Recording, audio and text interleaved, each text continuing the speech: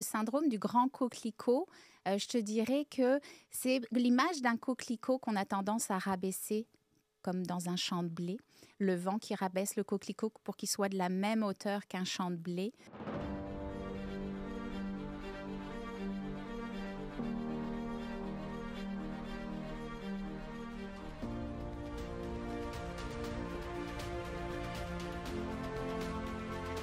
Donc, dans les organisations, lorsque tu brilles un petit peu trop, on a tendance, eh bien, effectivement, à t'intimider, à te dévaloriser, à te rabaisser. Donc, ultimement, on peut te couper la tête, effectivement. Allô, allô, je te souhaite la bienvenue au podcast Impacter le monde. Est-ce que tu as déjà entendu parler de l'expression le syndrome du grand coquelicot? Pas le syndrome de l'imposteur, là, le syndrome du grand coquelicot. Probablement que tu l'as déjà vécu, que ce soit dans ta sphère personnelle ou encore professionnelle. En tout cas, en ayant une discussion profonde avec mon invité, j'ai été en mesure de reconnaître à certains moments de ma carrière professionnelle où on a voulu me couper la tête. C'est avec joie que je te présente Virginie Louault, l'auteure de Aussi haut qu'un grand coquelicot et aussi conférencière. Virginie Louault, es-tu prête à impacter le monde? Aujourd'hui, je suis prête, Karine. Qu'est-ce que ça veut dire pour toi, impacter le monde? Impacter le monde, pour moi, c'est vraiment de partager aujourd'hui où je suis rendue, mes prises de conscience, parce que je pense que je suis prête à venir aujourd'hui pour partager le tout. Je te dirais que mon âme, elle est prête depuis un petit moment parce qu'il y a 1 an, j'étais partie dans une retraite de développement personnel, de méditation et j'avais tiré une carte oracle de Férouz et Audi Ouais. qui disait créer de l'impact. Wow. Donc, c'est comme si une petite graine avait été germée, sans faire de jeu de mots. Ouais. Mais depuis ce moment-là, je savais que je créerais de l'impact à un moment donné. Je ne savais pas quand ni comment. Puis c'est aujourd'hui que ça se passe. Et ce livre-là qui est sorti, qui est encore tout chaud, Tout chaud, il que- est sorti cette semaine. félicitations. Donc, vous allez pouvoir le commander sur Amazon, Aussi haut qu'un grand coquelicot. Qu'est-ce que c'est le syndrome du grand coquelicot? Alors, le syndrome du grand coquelicot, comme tu l'as dit, je dirais que c'est un cousin du syndrome de l'imposteur. Le syndrome de l'imposteur, tout le monde le connaît, c'est lié à la confiance en soi. On n'ose pas poser des actions en lien avec qui on est, alors que le syndrome du grand coquelicot, je te dirais que c'est l'image d'un coquelicot qu'on a tendance à rabaisser comme dans un champ de blé. Le vent qui rabaisse le coquelicot pour qu'il soit de la même hauteur qu'un champ de blé. Donc, dans les organisations, lorsque tu brilles un petit peu trop, on a tendance, eh bien, effectivement, à t'intimider, à te dévaloriser, à te rabaisser. Donc, ultimement, on peut te couper la tête, effectivement. Alors, mais ça, je te dirais que c'est plus quand il y a un décalage de valeur que, comme moi, ce qui s'est passé, on a aboli mon poste. Donc, on pourrait penser qu'on m'a coupé la tête. C'est pas comme ça que je l'ai vécu, par contre, mais ça a été plein de belles prises de conscience depuis ce moment-là. Et c'est pas une expression qui est vraiment beaucoup connue Non. dans la francophonie. Par contre, en Australie, ça l'est plus. Puis il faut que tu nous expliques comment tu as découvert ce syndrome du grand coquelicot et comment c'est devenu tellement vibrant Oui. dans ton univers que tu as choisi d'en écrire un livre. Écoute, je l'ai découvert de façon fortuite en faisant un sondage sur LinkedIn qui était passé en début 2023. Donc, ça fait déjà 1 an. J'ai participé à ce sondage et les différentes questions m'ont interpellée. Parce que ça m'a un petit peu comme toi, lorsque tu as pris connaissance du livre, où tu as dit « Ah, mais moi, ça, je l'ai vécu. Ah, mais ça, oui, ça me rejoint. » Donc, je répondais aux questions, puis là, ça m'ouvrait les yeux sur mon professionnel passé où je l'avais vécu. Les résultats sont sortis donc à l'automne 2023, donc étonnamment juste avant que mon poste soit aboli. Et donc là, ça a comme résonné encore plus quand mon poste a été aboli. Ce n'est même pas moi qui ai fait la corrélation. C'est ça qui est étonnant. C'est souvent des personnes extérieures. Puis c'est une collègue de travail amie qui me l'a dit. « Hey Virginie, on t'a coupé la tête comme un coquelicot, comme le syndrome du grand coquelicot. » Et là, ça m'a fait « Mais oui, effectivement. » Puis j'ai réfléchi inconsciemment, ça s'est mûri parce que les 2 mois qui ont suivi, j'étais avec ma famille, j'ai respiré, j'ai pris le temps de vivre, j'ai géré ma tristesse et ma colère quand même en lien, mais la table des matières de mon livre s'est créée toute seule. Puis quand j'ai commencé à écrire mi-janvier, ça a été très fluide. En 3 mois, mon livre a été écrit sur le sujet.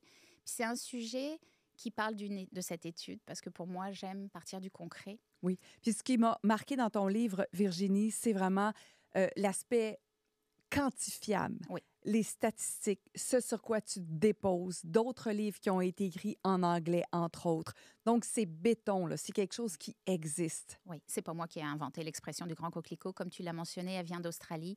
La première femme qui a écrit un livre en 1984, Susan Mitchell, qui a été repris. Il n'y a aucun livre en français. C'est le premier livre en français sur le sujet. Il n'y en a qu'en anglais de disponible. Et effectivement, je me suis appuyée sur cette étude parce que moi aussi, je suis une femme de chiffres. J'ai été dans le monde financier pendant 20 ans au Québec, 10 ans en France. Donc, pour moi, c'est très important de pouvoir quantifier, effectivement. L'étude rejoint 4700 femmes, plus de 4700 femmes au niveau international. C'est sûr que c'était au niveau anglais parce que l'étude était uniquement disponible en anglais, mais dans différents pays. Et puis, effectivement, les statistiques qui sont sorties rejoignent des sujets d'autant plus d'actualité sur la santé mentale.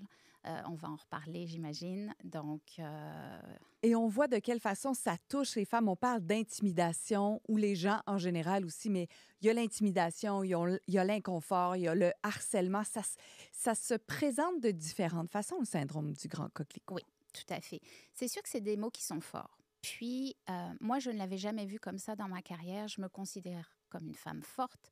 Donc, me faire intimider ou harceler, non, je n'ai jamais vraiment pensé que ça m'arrivait. Mais effectivement, les statistiques en parlent. Mais ça se joue de façon assez pernicieuse. Tu sais, ça peut être, par exemple, de minimiser les résultats d'une personne. Je donne des exemples très concrets puisque je témoigne de mon passé. Donc ça, c'est une partie un petit peu plus délicate quand j'ai écrit, plus souffrante. Mais moi, on a cherché à minimiser mes résultats et à couper un gros boni que j'aurais dû avoir par rapport aux ventes. Ça, c'est un exemple. Ça peut être aussi de ne pas considérer une personne, de l'ignorer. Donc, il y a une réunion clé. Tu n'es pas invité à cette réunion, par exemple. Parce que c'est ça, tu brilles un petit peu trop dans l'organisation. Donc, on cherche finalement à ce que tu ne shines pas et à ce qu'on ne te voit pas briller. Oui. À ce qu'on ne te voit pas, point. Point. Parce que tu vois, moi, j'ai déjà été invitée à des meetings où j'étais un fantôme et quand on faisait un tour de table, on passait par-dessus moi volontairement pour créer probablement ce «Ah, je suis trop, on m'aime pas, je ça. suis pas assez bonne». Et il y a différentes façons de vivre ça. Clairement. Puis, tu vois, pour revenir au parallèle avec le syndrome de l'imposteur où on parle de confiance de soi, Oui. eh bien, le syndrome du grand coquelicot, je m'en suis rendu compte, c'est lié à l'estime de soi. Le syndrome du grand coquelicot, on le subit de l'extérieur, contrairement au syndrome de l'imposteur où on le vit. Mais là, on le subit de l'extérieur. Mais étonnamment, ça part de nous, c'est lié au être et non pas au faire, comme je le disais tout à l'heure par rapport au syndrome de l'imposteur. C'est au être. C'est personnel. C'est personnel, c'est en lien avec nos valeurs. Donc c'est vraiment, ça part de nous et de notre estime de soi. Et c'est pour ça que le sous-titre du livre, c'est briller pleinement et atteindre une profonde estime de soi, parce qu'on touche à notre estime de soi. Et avec le recul, j'ai réalisé que oui, je suis une femme forte, j'ai confiance en moi, mais j'avais pas une belle estime de moi. Mm-mm. Et je m'en suis rendu compte, je l'ai travaillé les dernières années, et c'est comme si au sein de la compagnie où j'étais rendue intouchable parce que je brillais. Peu importe ce que les autres pouvaient dire, l'extérieur n'avait plus aucune prise sur moi. Donc, est-ce que le résultat, c'était en lien avec ça ? Je veux même pas rentrer là parce que mon ego, lui, aurait aimé savoir à un moment donné. Mais non, mon âme a fait comme, non, tu n'as plus rien à faire dans ce domaine-là. Tu as une autre mission, Virginie, aujourd'hui. Exact. Quand on voit ça, tu sais, on peut nommer le syndrome, on peut voir quel impact ça a, on peut voir et on peut faire tout ce qu'on peut pour le minimiser, le diminuer, le faire disparaître. Puis en même temps, on peut reconnaître aussi qu'il est précieux pour nous faire pivoter vers une autre destination. Tellement. Mais tu as dit quand même quelque chose d'important sur lequel je voudrais revenir. Quand on a la perception où on ne se rend pas trop compte qu'en fait, on est victime de harcèlement. Il y a de la pression indue, il y a un mauvais traitement. On dirait qu'on est un peu blindé où on ne le reconnaît pas tout de suite qu'il y a quelque chose d'anormal qui se passe parce qu'on se dit « Ah, c'est normal, c'est la pression, c'est le milieu qui est comme ça ». Il faut devenir de plus en plus conscient de ce qui se passe dans le milieu de travail. Oui. Tout à fait. Et c'est pour ça que je souhaite positionner des conférences, bien sûr, conférences grand public, pour conscientiser les personnes de ce qu'elles peuvent vivre et subir, donc surtout. Mais je souhaite vraiment participer dans le monde corporatif au niveau des ressources humaines, puisqu'on parle beaucoup de l'EDI aujourd'hui, l'équité, diversité et inclusion, mais aussi les différentes normes de travail liées justement à l'intimidation. Donc, c'est quand même une petite facette qui est méconnue et mot pernicieux, il a tout son sens, je trouve, parce qu'effectivement, on a tendance à minimiser d'un point de vue des ressources humaines ce qui peut se passer. Puis, dans mon livre, je parle de quelques pistes de réflexion aussi. Donc, au sein des organisations, il y a un gros travail à faire de conscientisation. Et on commence à entendre parler de ce sujet-là, mais encore une fois, uniquement en anglais. Il n'y a aucune conférence de disponible en français. Rumit Billen, qui est à l'origine de l'étude, commence à faire des conférences en anglais. J'ai parlé avec une ancienne collègue de mon équipe dans mon ancienne vie et elle a participé à un webinaire sur le sujet. Mais elle m'a dit, Virginie, c'était Rumit qui faisait la conférence et c'était disponible juste en anglais. Alors, je pense qu'il y a vraiment une place de conscientisation et aussi auprès des jeunes, vraiment pour les conscientiser au niveau universitaire avant leur entrée sur le marché du travail. Étant dans la finance depuis que tu es jeune, tu as eu une belle carrière, de grandes études, ça allait bien dans tes études, ton positionnement était fantastique. Est-ce que le fait d'être jeune, femme, blonde, aux yeux bleus, faisait en sorte que c'était une raison pour qu'on ait envie peut-être de te couper la tête? Écoute, je ne sais pas. C'est lié à l'apparence, alors peut-être. Je me suis jamais trop posé la question, effectivement. Être une femme, oui. Mon apparence physique, vu que j'ai un problème d'estime de moi, je me considérais pas forcément avec du charme ou belle. Donc, je me suis jamais questionnée à ce niveau-là. Mais en tant que femme, oui. Par contre, je me suis posé la question. Avec l'âge aussi? Avec l'âge, un petit peu. Mais pas tant. Mais pas tant. OK. Parce que ça m'est arrivé quand même assez jeune, dans ma vie professionnelle, 30, 40. Ça reste quand même jeune. Aujourd'hui, j'en ai 50. Mais c'était plus dans les services financiers, il y a beaucoup de boys clubs. Je viens du monde des assurances. Donc là, il y en a encore plus. Donc, c'était plus au niveau de la femme que là, je me suis questionnée effectivement. Davantage que ma beauté, mon apparence extérieure. Ou la jeunesse. Ou la jeunesse. Ce qu'on considère comme de l'inexpérience qui n'en est pas vraiment, mais effectivement. Sur les chiffres. Je me suis questionnée à un moment donné quand je n'ai pas eu un poste que je convoitais. Est-ce que j'étais trop jeune? Ça faisait très peu de temps que j'étais au Canada. Il y aurait pu y avoir plusieurs raisons. Donc, c'est ça. OK. Là, tu as parlé de à qui tu voulais t'adresser, entre autres au milieu corporatif, au milieu universitaire, mais également pour les gens, comme une conférence au Salon de l'Éveil, par exemple, pour pouvoir sensibiliser les gens. Parce que tu n'as pas besoin nécessairement d'être au travail pour vivre le syndrome du grand coquelicot. On les retrouve dans toutes les sphères, dans le monde politique. Je pense que les personnes le vivent. J'ai de la famille dans le monde politique à haut niveau. Oui, clairement. Dans le monde sportif, je pense que tu as probablement plein d'exemples que tu pourrais nous donner. La petite fille dans une cour d'école, tout simplement, qui est la petite intello de la classe et qui se retrouve un petit peu mise à l'écart. Quand on est avec des amis et qu'on a tendance à un petit peu trop briller, s'il y a de la jalousie en arrière, parce qu'au niveau des statistiques, effectivement, il y a une statistique de plus de 70%.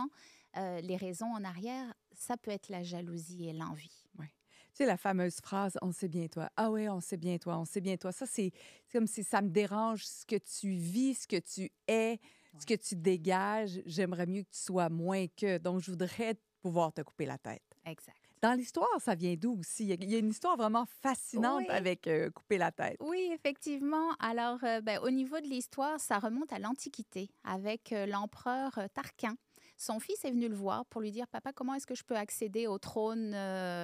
Et son père ne lui a pas dit un mot. Il l'a emmené dans le jardin, il a pris un bâton. Puis, dans le jardin, il y avait beaucoup de fleurs, mais il y avait quelques coquelicots dont la tête dépassait. Il a pris son bâton et il a fait un geste pour couper la tête de tous les coquelicots. Il a dit « Personne ne doit dépasser tout le monde au même rang. » Alors, voici de la manière pour toi d'accéder au pouvoir. Donc, si tu veux être en grand contrôle sur les gens qui sont alentour de toi, assure-toi de couper la tête à ceux qui sont trop forts, trop puissants et trop brillants.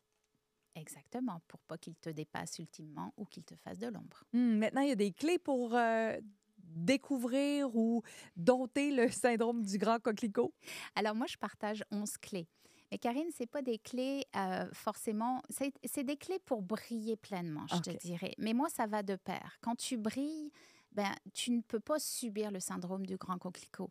Donc, ces 11 clés sont venues naturellement quand j'ai écrit le livre, comme des petits cailloux blancs que l'on sème pour trouver son chemin. Donc, je les ai mises de l'avant au cours de l'écriture parce que je me suis dit, ah, mais tiens, ça va aider effectivement les lecteurs. Il y en a une, ben, c'est sûr, puis comme je dis, si c'est la seule à retenir, c'est celle qui parle de se donner de l'amour, de la bienveillance autour de soi, mais surtout à soi-même. Soi-même avec, entre guillemets, aimer, c'est aimer soi-même. Ouais. Donc, ça, c'est comme la base pour être bien avec soi, pour avoir confiance en soi, mais avoir une belle estime de soi. C'est comme le point de départ. Donc ça part de nous. Comme je le disais, le syndrome du grand coquelicot, on le subit, mais ça vient avec notre être et nos valeurs. Donc effectivement, ça part de s'aimer soi. Mm-mm. Donc ça, c'est la clé majeure, mais il y en a d'autres comme travailler dans le plaisir. Ça paraît bénin, mais quand on ne le fait pas pour vrai, quand on se voile la face, il y a un décalage qui se crée. Travailler dans le plaisir. On va jouer avec ceci un peu parce que je suis convaincue que les gens qui sont à l'écoute disent ben, c'est impossible pour moi parce que j'ai trop de pression, il y a trop de travail. Je pense aux infirmières, je pense aux profs. Tu sais, il y en a qui en ont vraiment plein les bottes. Tout à fait. Comment ajouter le plaisir quand on a plein les bottes? C'est de changer de paradigme, de changer de lunettes. Tu sais, les infirmières, j'en ai côtoyé parce que le déclic dans mon développement personnel, c'est quand ma fille a une tumeur au pancréas à 4 ans et demi. Donc, ce sont des métiers comme professeur où c'est un don de toi. Tu sais. Donc, de revenir à la source de pourquoi je le fais et tourner vers les autres. Donc, oui, il y en a plein les bottes, elles sont fatiguées, puis tu sais, contre le système, etc. Mais en se levant le matin, en faisant son travail, en se reconnectant à soi, à qu'est-ce qui nous fait vibrer et pourquoi je fais ce travail, ben là, je pense que ça revient, le plaisir.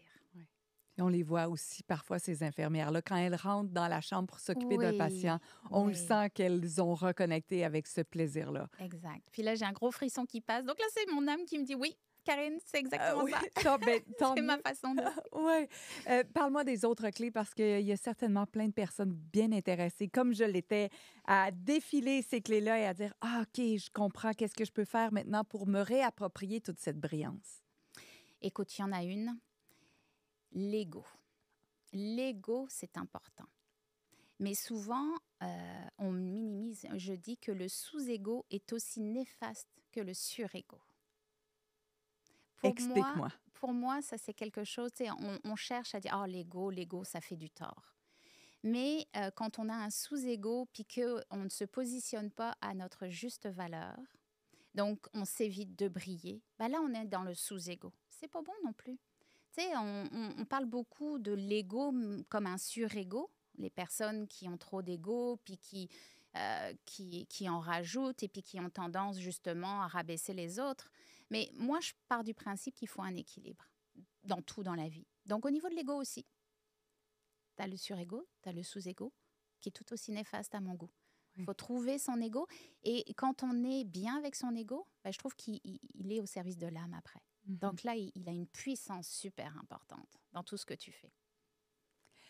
Tu sais, on parle maintenant de ces gens-là qui, peut-être, ont vécu et ont subi le syndrome du grand coquelicot. C'est ce qu'on retrouve dans ton livre. Est-ce qu'on pourrait dire quelque chose de particulier aux gestionnaires? Oui. Comment fait-on, quand on est gestionnaire, pour éviter de couper la tête de ses employés, quand on veut quand même avoir un certain contrôle ou qu'on veut quand même une certaine d'homogénéité dans notre équipe? Qu'est-ce qu'on pourrait faire? J'ai été gestionnaire justement les 10 dernières années de ma vie. Et moi, je pars du principe que quand tu fais briller ton équipe, forcément tu brilles. Puis j'ai jamais cherché à briller. Puis peut-être que les autres ont cru que je cherchais à briller, mais très souvent, j'ai eu tendance plus à m'effacer justement. Mais par contre, je mettais de l'avant toujours mon équipe. Donc en cherchant à les faire briller eux, avec bienveillance, avec respect, mais attention, avec imputabilité sur les résultats. Je suis une gestionnaire, accès vente, accès résultats. Donc, pour moi, c'est pas du tout incompatible, loin de là. Donc, je dirais aux gestionnaires, justement, il y a la place à la bienveillance et au respect avec les employés, mais en les positionnant et en les rendant imputables. Puis là, ça passe sous sa case. Puis les fois où justement les employés qui ne performaient pas, où je leur avançais justement avec bienveillance certains points d'amélioration, ben ils m'ont donné leur démission. Et dans la vie de tous les jours, comment peut-on faire quand on est une personne peut-être qui est dans le contrôle inconsciemment, consciemment, volontairement, involontairement, il n'y a pas de bon, il n'y a pas de mauvais, mais comment je pourrais faire pour m'assurer que les gens alentour de moi, que ce soit mes enfants, mon mari, mes amis, comment on pourrait faire pour les mettre en valeur, les faire briller et éviter justement de leur couper la tête? Ben, je vais reprendre une autre clé Oui.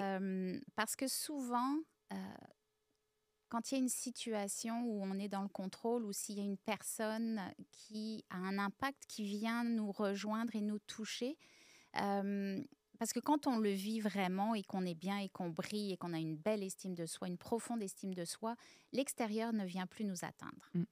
Et donc là, on souhaite aider les autres. Puis c'est ma mission. Quand tu me disais, c'est quoi aujourd'hui impacter le monde? Ben, c'est de faire briller un maximum de personnes autour de moi. Et donc, c'est que les autres peuvent avoir des blessures qui peuvent faire écho encore en nous. Donc, c'est qu'on a un travail à faire à l'intérieur de nous à ce moment-là. Donc, des fois, ça fait l'effet miroir, que ce soit avec un conjoint, que ce soit avec un enfant. Donc là, c'est comme une autre dynamique. Oui, il y a l'autre, puis on a toujours tendance à juger l'autre. Mais il faut se regarder soi avant. Je te dirais, Karine, il n'y a plus grand-chose. Il n'y a plus beaucoup de personnes qui m'énervent. Des fois, mes filles, de temps en temps, petit clin d'œil, mais vraiment, même presque plus. Tellement aujourd'hui, je pense avoir franchi un cap. Donc c'est ça. C'est de se regarder à l'intérieur. Tout part de nous, encore une fois. Oui. Puis quand tu parles de « j'ai franchi un cap », c'est cette capacité-là à reconnaître puis à être très curieuse, à questionner tout ce qui se passe, à être engagée envers nous-mêmes comme « Ah, si elle me dérange, c'est qu'il y a un endroit à l'intérieur de moi où je ne suis pas libre. » Exact. Et ça, c'est d'une très grande responsabilisation. Tout à fait. Et est-ce que les gens sont prêts? Est-ce que vous êtes prêts à juste commencer à observer comme quand il se passe quelque chose, que ce soit peu importe qui dans votre entourage, quelles sont les questions que je peux me poser pour découvrir là où je ne suis pas libre? Exactement. Et donc, pour revenir au niveau professionnel, parce que veut pas, c'est quand même plus dans la sphère professionnelle qu'on a l'impression de le subir, mais c'est de se questionner. Toi qui adores les questions, c'est ça. Absolument. C'est dans des paroles, un geste, une situation, de dire, OK, qu'est-ce qui me dérange? Pourquoi est-ce que lui vient me chercher? Pourquoi est-ce que mon boss cherche à minimiser mes résultats? C'est sûr que ça ne vient pas du jour au lendemain, puis qu'on ne s'en sort pas. Tu sais, c'est bien des fois d'être accompagné, et puis d'être entouré, la famille, les amis, pas forcément un psy. Là, même si moi, j'y suis allée, puis ça m'a si énormément c'est requis, aidée. absolument. Si c'est requis, pourquoi pas? Pourquoi pas? Mais effectivement, c'est de se regarder soi, puis de dire comment je peux changer cette situation, comment est-ce que je peux la percevoir différemment. Et c'est ce que tu as fait quand ton poste a été coupé? Oui, définitivement, à l'extrême. Là, ça a été à l'extrême parce que je l'avais subi plusieurs fois. Oui. Puis il y avait une... Au moins 3 fois. Dans le livre, je pense que tu parles de 3 fois. Oui, parce qu'il y a une séquence de prise de conscience. Il y a de la récurrence. Des fois, c'est requis pour qu'on puisse vraiment, comme tu le dis si bien, prendre conscience de ce qui se passe. Oui, parce que c'est des leçons de vie. Si tu n'as pas appris ta leçon, ben, la vie va te la remettre. Puis ça, c'est une clé que je mentionne. Ça, c'est sûr. Donc, la première fois, je l'ai subi. Puis ce que j'aimerais préciser aussi, c'est que quand tu le subis, quand tu es une femme forte, bien, la personne cherche une faille en toi. Puis moi, ça a été la première fois lorsque ma fille était en salle d'opération. Et puis à ce moment-là, cette période où elle était hospitalisée, qui a duré 1 mois, là, ça a été la première fois où la personne, de façon plus intense, me l'a fait subir. Donc, tu es en position de... Est-ce que c'est le mot vulnérabilité? Peut-être pas. Tu es en position ni faiblesse ou quel mot emploierais-tu? Bien, J'aime le mot « on a une faille ». OK. On OK, a une OK, oui. faille où la personne s'engouffre. Parce que Ouais. vulnérabilité, je suis d'accord avec toi, un leader doit être vulnérable. Oui. Puis quand j'ai fait une formation sur le leadership au féminin, on met de l'avant la vulnérabilité. Oui, Puis absolument. justement, je me suis autorisée à être vulnérable au fil des années et c'est une grande force. Oui, Contrairement à plein de personnes qui pensent qu'être vulnérable est une faiblesse, mais c'est une grande force. absolument. Donc j'aime parler de la faille OK, j'aime. parce qu'on s'engouffre dans cette faille. Ouais. Et c'est normal, on a plein de failles à des moments de notre vie, que ce soit une séparation, que ce soit un décès, que ce soit... Donc, il faut juste en avoir conscience. Puis Mhm. juste quand on en prend conscience, bon, ben là, on peut se dire, OK, je me sens peut-être plus... oui, faible, vulnérable. Bon, oui, il y a Fatigué, ou peu fatigué, importe. peu Ouais. importe. Donc, quand ça m'est arrivé, ben là, j'ai fui. Là, je me suis dit, non, je quitte cette organisation. Et dans les statistiques, c'est très intéressant de l'étude qui s'appelle The Tallest Puppy, parce que c'est une étude anglophone. Ouais. Le poppy, c'est justement Poppy en anglais. c'est le coquelicot en anglais. Ouais. Exactement. 50% des personnes quittent leur emploi. 50% Une des personne personnes. sur deux va quitter son emploi Oui. quand elle subit le syndrome du Oui. grand coquelicot. Oui. Soit parce que ça a été poussé à l'extrême et qu'elle est tombée en dépression, en burn-out, donc elle donne sa démission. Soit parce que moi, dans ma tête, j'avais eu le déclic de me dire je quitte, puis j'ai un chasseur de tête qui m'a approché et donc j'ai même pas eu à chercher. Petit clin d'œil de la vie, mais c'était très très fort en moi. Puis à chaque fois que c'est très fort, là, c'est comme... Ouais.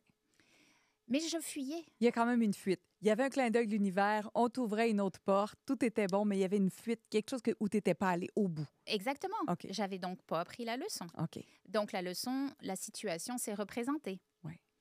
Et là, par contre, je l'ai confrontée. Là, je me suis dit, non, là, j'ai escaladé la situation à la haute direction, aux ressources humaines, et une action a été prise. Parce qu'effectivement, c'est aussi la conscientisation des organisations, les pistes de réflexion, c'est de sensibiliser les employés, c'est un point de départ. Mais après, il faut agir. Oui. Il faut agir de façon très concrète. Donc, je passerai les détails, j'en parle dans mon livre, mais effectivement, comme je l'avais confronté, ben là, je savais que je ne le revivrais plus. La troisième fois, par contre, est-ce que c'était le syndrome du grand coquelicot? Oui, probablement, parce que là, on m'a clairement coupé la tête. Mais c'est, encore une fois, parce qu'il y avait un décalage entre la compagnie, l'orientation, la nouvelle orientation, et moi et mes valeurs. Donc, j'aurais dû partir plus tôt. Et d'ailleurs, non pas un, mais deux chasseurs de tête m'avaient approché l'été précédemment. Mais j'aurais pas eu le déclic d'écrire ce livre. Puis, je voulais aller jusqu'au bout de mon histoire parce que c'était une compagnie dans laquelle je m'étais investie 8 ans. Il y avait une belle croissance, il y avait un côté émotif. Donc, je pense que inconsciemment, je voulais aller jusqu'au bout de mon histoire, voir jusqu'où la compagnie irait avec moi. Donc, et je suis ravie de l'issue. Et j'ai rencontré mon ancien boss pour lui dire, regarde, merci de ce que tu as fait. Tu aurais peut-être pu le faire différemment, d'une façon humaine, mais merci parce qu'aujourd'hui, c'était un cadeau qui a fait que je suis propulsée ailleurs. Exact. Et là, tu te fais couper la tête, bien sûr au sens figuré. Et là, tu dis, bon, mais qu'est-ce que je fais à partir de maintenant? Ouais. Et là, tu as ouvert une porte complètement différente dans un univers où on veut que tu sois un grand coquelicot. Exact. On veut que tu sois éclairante, brillante, grande pour pouvoir avoir un plus grand impact dans le monde, entre autres professionnel. Tu as choisi de devenir conférencière, auteure, accompagnatrice et prête-plume. Prête-plume, ça s'est rajouté. Le petit clin d'œil de la vie, encore une fois, quand tu fais confiance, parce que mon livre a pris une tournure un petit peu de développement personnel aussi. Les 2 derniers chapitres, c'est ça, je parle beaucoup de l'estime de soi, mais comment se positionner et comment faire confiance à la vie.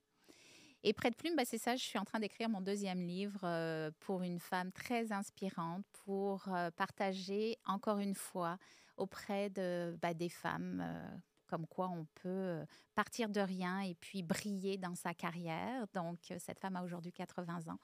Et je prête ma plume pour raconter son histoire et sa biographie à elle et son conjoint. Donc, je me laisse porter, Karine, dans cette nouvelle aventure. Aujourd'hui, ma mission, c'est vraiment de faire prendre conscience qu'on se doit de briller pleinement dans toutes les sphères de sa vie, professionnelle, personnelle. Et c'est assez intéressant parce que depuis les 2 dernières années, mes amis précieux sont toujours là, mais j'ai de nouvelles personnes qui sont rentrées dans ma vie. qui vibre la même énergie que moi et j'ai pas peur de me faire rabaisser par mes amis au contraire, elles sont ravies de voir que je sois là avec toi ce matin, Ouais. que j'ai écrit un livre, que je partage. Tu sais, c'est comme Que tu commences à donner des conférences, qu'il y a un exact. tout nouvel univers qui s'ouvre à toi. Oui. Et on m'ouvre des portes pour les conférences, effectivement. Je n'ai pas encore pris le temps de vraiment mettre l'emphase, mais sur mon site Internet, effectivement, j'ai plusieurs offres de services. Donc, bien sûr, les conférences pour les trois publics dont j'ai parlé, le grand public, le corporatif et Universitaire. universitaire. Ouais. Mon intuition me disait aussi, rajoute accompagnatrice, Virginie. Puis, effectivement, je pense que des fois, quand on est isolé dans des situations, je ne m'affiche pas comme coach ou comme si loin de là, mais avoir l'écoute et puis donner de son temps et d'aider une personne à quand même prendre conscience de certains mécanismes et comment les déjouer, les surmonter. C'est une offre que je vais faire. Je ne sais pas exactement de quelle manière ça va se déployer, mais effectivement, j'écoute mon cœur sur comment me positionner. Beaucoup, hein? Beaucoup d'écouter ton cœur, l'intuition, l'instinct. Tu as mis ça de l'avant. Est-ce que ça a toujours été présent dans ta carrière en finance? Oui, inconsciemment, je Oui. pense, mais à des périodes plus que d'autres, parce que je parle aussi beaucoup d'un alignement.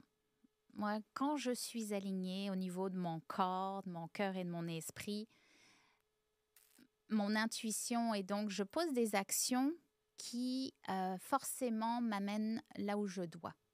Puis ça, c'est une autre clé. Tu sais, on parle beaucoup du pouvoir de l'intention.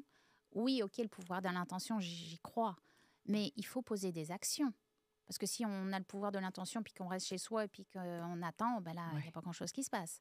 Donc, poser plein d'actions, mais dans un lâcher-prise. Puis c'est même plus que le lâcher-prise. J'aime beaucoup le mot en anglais qui est surrender, Surrender. qui est de s'abandonner. Oui. Puis ici, il y a abandonner, abandonne pas, abandonne pas. C'est pas tout à fait Non, ça. C'est un relâchement qui vient avec ça, dans exactement. surrender. Comme, je m'incline devant ce qui est. C'est un peu ça, hein? C'est tout à fait ça. Ouais. Et j'essaie de le mettre en pratique. Et c'est bluffant quand tu le fais pour vrai. Ah ouais? Tu sais, encore cette histoire de prête-plume.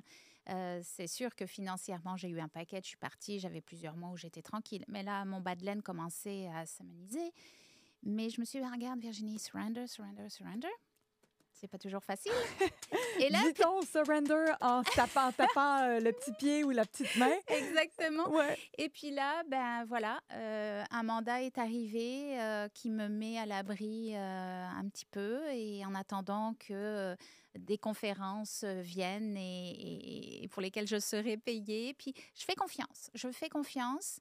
Là, c'est sûr que quand tu es dans cet état d'esprit, il faut être aligné à toi-même, Ouais. mais aussi l'extérieur a tendance des fois à te, tu sais, ma Projeter, famille, oui, oui. oui, Projeter les craintes, les jugements, ben voyons, ça fait pas. exact. Virginie, tu as étudié, tu es une femme de carrière, tu peux pas attendre que le téléphone sonne à la maison, tu es une femme d'action, retourne sur C'est ça. le marché du travail. C'est ça. Donc, Ah tu fais ouais, face aux pensées limitantes. ouais. Mon papa en a fait les frais, mais là, il m'accompagne dans ce que je fais avec tout son amour. Mais sur le moment, tu sais, c'est sûr que c'est valorisant d'avoir une fille vice-présidente, gros salaire dans le monde financier. Puis là, qui devient auteure conférencière. Ouh, tu comprendras que là, mais je me suis respectée, je lui ai parlé avec bienveillance, et puis lui, il a flippé en une discussion, il m'a regardé avec tout son amour, et voilà. Ouais. Donc, mais cet alignement, c'est difficile, parce qu'il y a beaucoup d'éléments perturbateurs autour de soi. Donc, j'ai mentionné, moi, ma clé, c'est, bah, pas une clé, mais ma façon de m'aligner, c'est le Qigong. Ah Et ouais? oui, vraiment, vraiment, vraiment. Puis ça permet un ancrage. Donc, d'être très ancré, connecté au sol, tu sais, à la matière, Ouais. mais de se connecter aussi à plus grand. Puis en passant par le cœur. Tu sais, c'est comme, pour moi, là, je ne m'en passerai plus. Et quand tu regardes cette carrière-là, ces flips, ces 180 degrés, j'imagine que tu dois presque te pincer ou dire comme, wow, j'ai été exceptionnelle de, comme le coquelicot, quand le vent souffle, il ne se brise pas, il ne fait que s'incliner, se relève. Exactement. Puis il faut savoir qu'un coquelicot, C'est une fleur très robuste qui pousse dans des endroits très arides. Puis ultimement, quand elle perd ses pétales ou au vent ou qu'on lui coupe la tête, ben, ces pistils, tu sais, il y en a des centaines qui repoussent. C'est pour ça que dans les champs de coquelicots, il y en a des fois par centaines. Donc, il ne faut pas avoir peur justement d'être un grand coquelicot parce que dans tous les cas, on rebrille ailleurs, à un endroit où on devrait plus être peut-être justement, moins en décalage avec nos valeurs. Alors, vous pouvez bien nous couper la tête, mais nous saurons toujours comment bien repousser et nous nous multiplierons en Exact, plus, nous serons encore plus puissantes. Wow! exactement. S'il y avait une dernière chose que tu voulais dire aux gens qui t'écoutent par rapport au syndrome du grand coquelicot ou encore de l'importance d'avoir cet impact-là dans le monde et de briller hors de toute limite, ce serait quoi? Ben, c'est de prendre conscience de qui vous êtes et de votre vie pour vous réaligner à vous-même, avec bienveillance et avec respect et avec amour, parce que tout part de nous. Puis quand on a cette prise de conscience, eh bien les choses s'alignent naturellement. Mais il faut être ouvert à voir ce que la vie nous présente aussi. Donc, puis de nourrir cette estime de soi, parce que quand après on arrive à briller, ben, l'extérieur, comme je l'ai dit, ne nous affecte plus. Donc, ça paraît simple, mais c'est quand même un chemin qui m'a pris plusieurs années. Mais quand on y touche une première fois, on le savoure. Puis, même si on doit effectivement S'incliner un resubir ou peu, ouais. s'incliner, c'est pas grave. On recommence, puis avec plus de shine encore. Puis, c'est ça. Donc, Ouais. et à un moment donné, on se rend compte qu'au final, ça devient un état d'être naturel.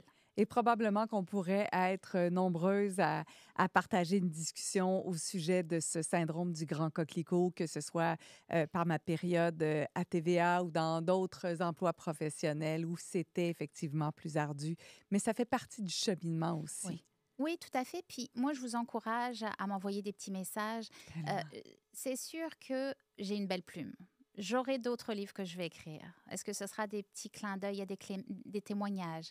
Autour des 11 clés, je pense qu'il y aura peut-être des petits e-books pour aller un petit peu plus En en profondeur sur chacune des clés. Et j'aimerais inclure des témoignages de certaines personnes. Donc, si vous souhaitez m'écrire, allez sur mon site, laissez-moi un petit message. On fera une petite rencontre de 30 minutes pour juste jaser, puis voir. Et puis moi, je trouve que c'est des fois une parole, une rencontre qui fait la différence dans la vie d'une personne.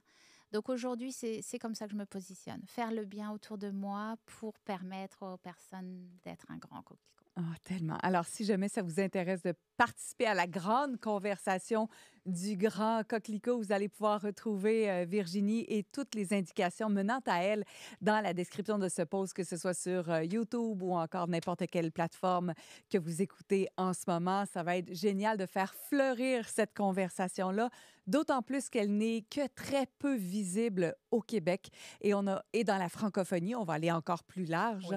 Et on a envie, je pense qu'on a besoin d'avoir des nouveaux termes, de voir qu'est-ce qui se passe en milieu de travail, qu'est-ce qui se passe au niveau personnel pour transformer ceci.